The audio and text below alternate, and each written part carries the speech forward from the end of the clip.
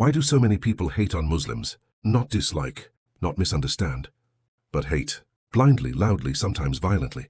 Even when they've never spoken to a Muslim, never studied Islam, never even questioned the image they were sold. But here we are, 2 billion Muslims in the world, a quarter of humanity. And still, the most misunderstood, targeted, and feared religious group in modern media. So why is that? Where did the hate come from? And who benefits from keeping it alive? Stay with me. This isn't just a video, it's a truth bomb. Media built the fear. Let's start with the most obvious weapon, media. Turn on the news, watch a Hollywood movie, open Twitter. What do you see? The word Muslim is almost always attached to terror, extremism, war, oppression, Sharia, law, suicide bombers, veils, guns, fear. Since 9/11, the Muslim identity has been deliberately linked to violence. But here's the truth the media rarely says. The people committing these acts, they don't represent Islam. They barely represent themselves. They are outliers, fringe extremists, just like in every religion. But Muslims? They don't get the benefit of individual blame. One Muslim does something wrong. Suddenly all Muslims are questioned. That's by design, because the media doesn't profit from peace. It profits from panic, and Muslims have become the go-to villains. Even when Muslims are the victims, like in Palestine, or Kashmir, or Syria, the coverage flips it. They're not shown as human. They're militants, unrest, collateral damage. Where's the empathy? The Christian-Muslim tension nobody wants to admit. Now let's get controversial. Let's talk about the Christian-Muslim rivalry that goes back over 1,000 years. Let's talk about crusades, colonialism, missionary wars, forced conversions, Western superiority complexes masked as civilizing the East. This tension didn't start with terrorism. It started when Western Christian empires couldn't handle the rise of Islamic civilization. Let's not forget, while Europe was in the Dark Ages, the Muslim world was thriving. Science, philosophy, medicine, architecture, astronomy, all led by Islamic scholars. Muslims preserved Greek philosophy. They invented algebra. They pioneered medicine. And while some Christians were burning books, Muslims were building libraries. That history stings for the West, because it breaks the narrative that Christianity, Jew, progress, and Islam makes to backwardness. So what did they do? They erased it, rewrote it, rebranded Islam as the enemy, not just politically, but spiritually. To this day, in some Christian circles, Islam is demonized, literally. Described as the religion of Satan, its prophets slandered, its book mocked, all while preaching love your neighbor. The double standard is sickening. The West loves safe Muslims but hates proud ones. Here's another uncomfortable truth. The West doesn't hate all Muslims. They actually love assimilated, quiet, apologetic Muslims. You know the type.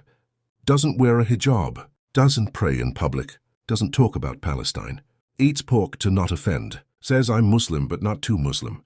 Those Muslims? They're acceptable. They're put on magazine covers. They're invited to diversity panels. But the moment a Muslim is loud, visible, unapologetic, the hate pours in. Why? Because it threatens the idea that Muslims should be quiet guests in the West, that their faith is something to hide, not something to live. When a woman wears hijab confidently, she's called oppressed. When a man refuses alcohol at a party, he's called extreme. When someone says free Palestine, they're called anti-Semitic. When someone criticizes U.S. foreign policy, they're called a terrorist sympathizer. It's not about religion. It's about control. The world doesn't hate Islam because of what it is. It hates Islam because Muslims refuse to water it down. The colonial mindset never left. Let's talk about power. Colonialism never really ended. It just changed clothes. The West still feels entitled to lecture Muslims what they should wear, how they should govern, which leaders are acceptable, what freedom really means. They invade Muslim countries, destroy infrastructure, prop up dictators, bomb civilians, then say, why aren't these people civilized? The arrogance is unreal. Muslim countries are constantly treated like projects, places to modernize, people to fix. But they don't need fixing. They need freedom from interference. Meanwhile, Muslim immigrants are told, integrate, assimilate, be grateful. As if existing in the West means surrendering identity, as if being Muslim is something to overcome. No other religious group is treated like this. No one asks Jewish, Hindu, or Christian immigrants to abandon faith to prove loyalty. But Muslims, they're constantly tested, constantly watched, constantly judged. Who benefits from the hate? Now ask yourself, who gains from anti-Muslim hate? Governments do. It justifies surveillance, military budgets, foreign invasions, Islamophobic policies. Media does. It drives engagement. Rage clicks. Outrage content. Far-right politicians do. They weaponize fear of Muslims to win elections. Even some so-called liberals do, using feminism or human rights as cover to bash Islam.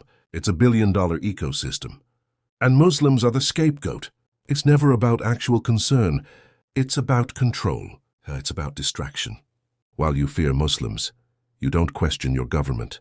While you mock hijabis, you ignore the collapsing mental health of your own society. While you paint Islam as violent, you forget who's really dropping the bombs. The hate is manufactured, and still Muslims rise. But here's what they don't expect. Muslims are still here, still praying, still building, still giving charity, still raising families, still striving to live ethically in a world built on chaos, despite the mockery, despite the bans, despite the profiling, despite the lies. And that resilience, that terrifies people more than any stereotype. Because deep down, they know Islam isn't the threat. Islam is the alternative, a way of life that values discipline, modesty, charity, brotherhood, purpose, a system that offers spiritual structure in a world built on moral collapse. That's why they hate. Not because they understand Islam, but because they fear what happens if others start to. You've been lied to. So let's bring it home. Why do so many people hate Muslims? Because they've been taught to, programmed to, conditioned to. By media, by movies, by miseducation, by politics, by fear. But it doesn't have to stay that way. You can unlearn the hate. You can ask questions. You can talk to Muslims. You can read the Quran with your own eyes. You can break the cycle. Because this hate, it's not logical. It's not righteous. It's not based on truth. It's based on ignorance. And in a world starving for meaning, maybe it's time we stop fearing what we don't understand. Maybe it's time we ask, if 1 billion people follow this religion, and you've only heard the worst about it, what else haven't they told you? If this made you think, comment and subscribe, not for me.